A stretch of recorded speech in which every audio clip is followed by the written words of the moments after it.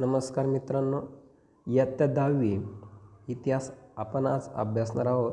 प्रकरण पहिले इतिहास लेखन पाश्चात्य परंपरा. या प्रकरणामध्ये मित्रांनो आपल्याला इतिहास लेखनाची परंपरा, आधुनिक इतिहास लेखन, युरोपमधील वैज्ञानिक दृष्टिकोनाचा विकास आणि इतिहास लेखन महत्त्वाचे विचारवंत या प्रकरणामध्ये आपल्याला हे सर्व जे मुद्दे ते अभ्यास करायचे आहे.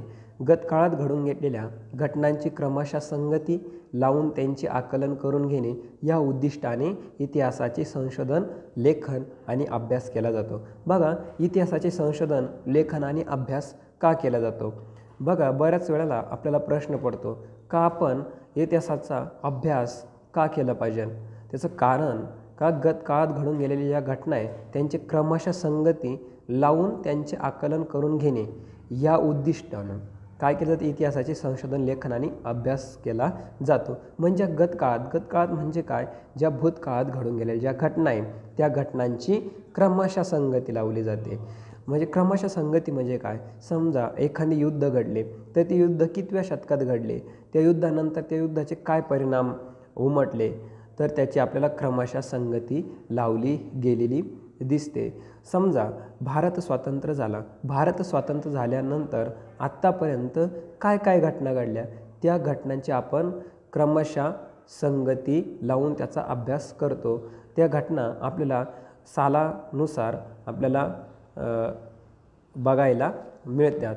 बघा, इतिहासाचे संशोधन, लेखन आणि अभ्यास यानुसार केला जातो आणि ही एक अखंडितपणे चालणारी प्रक्रिया आहे. आता अखंडितपणे म्हणजे काय? बघा, आता समजा आपण बघतो आपला प्रत्येक क्षण हा इतिहासात जमा होत असतो. कालची घटना, समजा एखादी घटना काल घडली तर ती इतिहासात जमा होत असते. म्हणजे घडणारी प्रत्येक घटना ही इतिहासात जमा होत असते. म्हणून ही एक अखंडितपणे चालणारी प्रक्रिया असते. वैज्ञानिक ज्ञानशाखांमध्ये उपलब्ध ज्ञानाची सत्यता पडताळून पाहण्यासाठी प्रायोगिक पद्धती आणि प्रत्यक्ष निरीक्षण यांचा अवलंब केला जातो.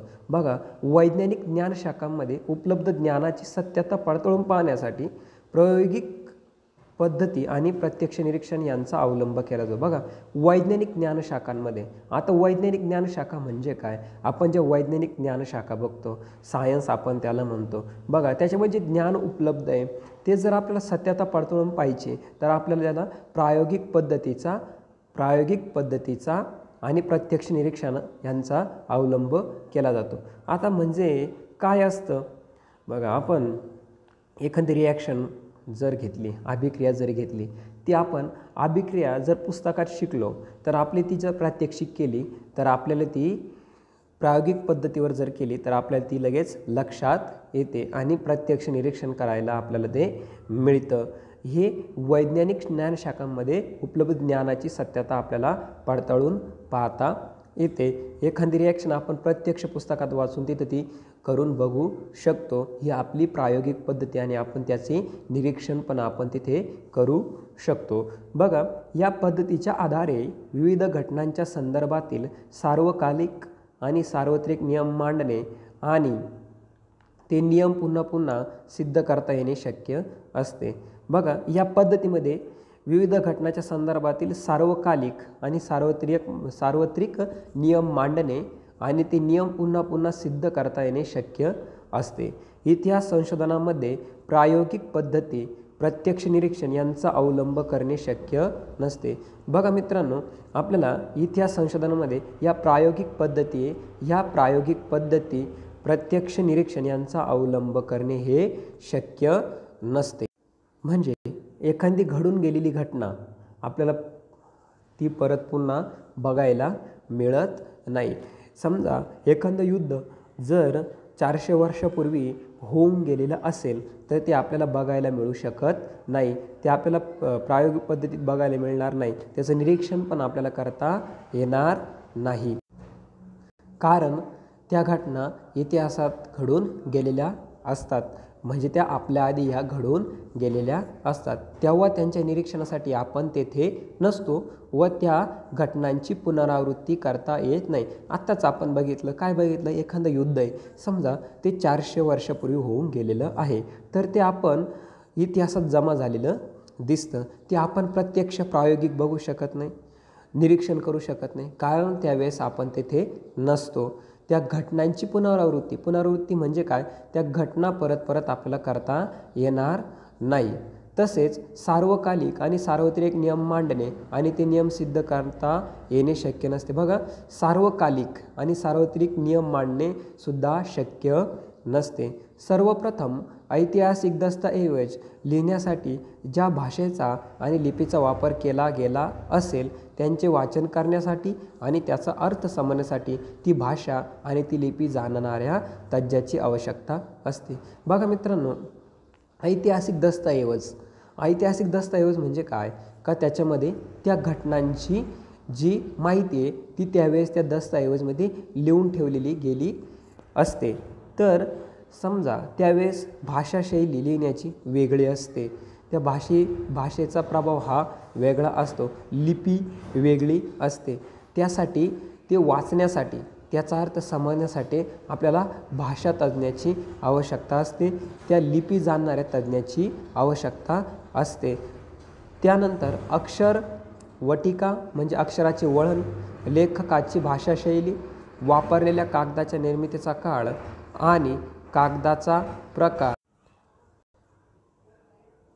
प्रकार, अधिकारदर्शक मुद्रा यांसारख्या विविध गोष्टींचे जाणकार संबंधित दस्तऐवज अस्सल आहे की नाही हे ठरवण्यास मदत करू शकतात.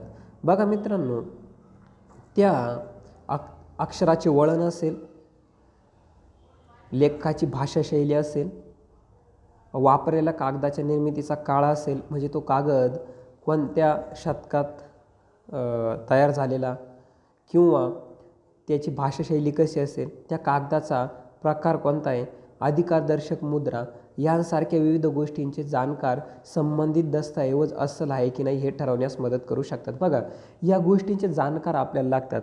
हे जाणकार म्हणजे काय का त्या गोष्टींची त्यांना पुरेपूर माहिती असते. हे जाणकार आपल्याला या गोष्टींसंबंधी आपल्याला संपूर्ण माहिती देऊ शकतात. मग कोणकोणत्या गोष्टी आपण बघितल्या, लेखकाची भाषाशैली, कागदाच्या निर्मितीचा काळ, कागदाचा प्रकार, अधिकारदर्शक मुद्रा, या सगळ्या गोष्टींचा जर जाणकार असेल तर आपल्याला त्या गोष्टींचा कालावधी, आपल्याला काळ हा लक्षात येऊ शकतो. त्यानंतर इतिहासतज्ञ ऐतिहासिक संदर्भाच्या तौलनिक विश्लेषणाच्या आधारे दस्तऐवजातील माहितीच्या विश्वासार्हतेची पडताळणी करू शकतात. बघा, जे इतिहासतज्ञ असतात ते इतिहासतज्ञ काय करतात, ती जी माहिती आहे ती कितपत खरी आहे, बरोबर की नाही, कितपत विश्वासार्ह आहे याची ते पडताळणी करू शकतात. त्याद्वारे आपल्याला महत्त्वाची माहिती ही मिळू शकते. इतिहास संशोधन आणि पद्धती आपल्याला बघायची. बघा, इतिहासाची मांडणी. आता इतिहासाची मांडणी आपल्याला प्रथमतः बघणे गरजेचे आहे, त्यामुळे आपल्याला इतिहास अभ्यास करणे सोपे जाईल. तर इतिहासाची मांडणी. बघा, उपलब्ध ऐतिहासिक माहितीचे संदर्भ तपासणे. बघा, काय तपासणे, उपलब्ध ऐतिहासिक माहितीचे संदर्भ तपासणे. बघा, पहिला जो आपला मुद्दा आहे तो कोणता आहे, उपलब्ध ऐतिहासिक माहितीचे संदर्भ तपासणे. जरा थोडं कमी करते. ओके, उपलब्ध ऐतिहासिक माहितीचे संदर्भ तपासणे. तर दुसरं आपल्याला ऐतिहासिक माहितीचे संकलन. बघा, इकडं आपले ऐतिहासिक माहितीचे संकलन, ऐतिहासिक बदलांना कारणीभूत असणाऱ्या प्रक्रियांचे स्वरूप अधोरेखित करणे आणि त्यांचे तौलनिक विश्लेषण करणे पण महत्त्वाचे आहे. बघा, ऐतिहासिक माहितीचे संकलन, जे ऐतिहासिक माहिती जी आहे तिचे संकलन म्हणजे काय, जमा करणे आपण म्हणतो, साठवून ठेवणे आपण त्याला म्हणतो. ऐतिहासिक बदलांना कारणीभूत असणाऱ्या प्रक्रियांचे स्वरूप अधोरेखित करणे. मग ती जे ऐतिहासिक बदल आहे, ती जे ऐतिहासिक बदल होतात त्या बदलांना कोणकोणते घटक किंवा कोणकोणत्या प्रक्रिया कारणीभूत आहे त्यांचे स्वरूप अधोरेखित करणे हे गरजेचे असते. अधोरेखित करणे, त्यांचे तौलनिक विश्लेषण करणे गरजेचे असते. बघा, विशिष्ट ऐतिहासिक घटनांच्या उपलब्ध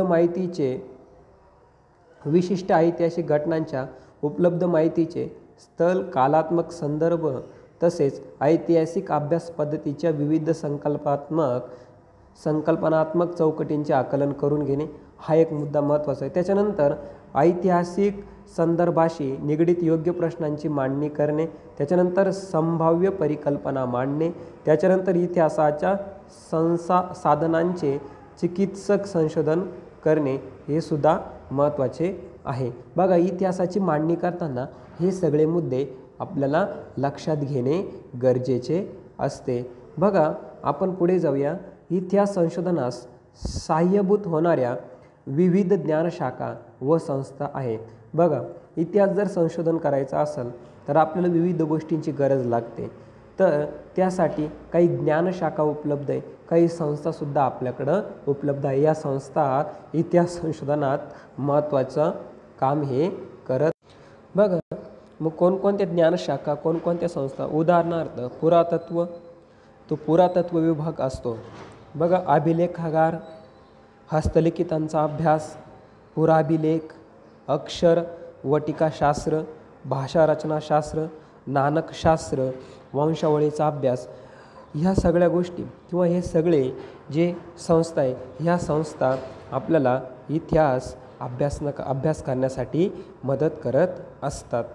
बघा मित्रांनो, आता इथं इतिहास लेखनाची परंपरा, आपण इतिहास लेखनाची परंपरा पुढच्या व्हिडिओजमध्ये जाणून घेणार आहोत. थँक्यू.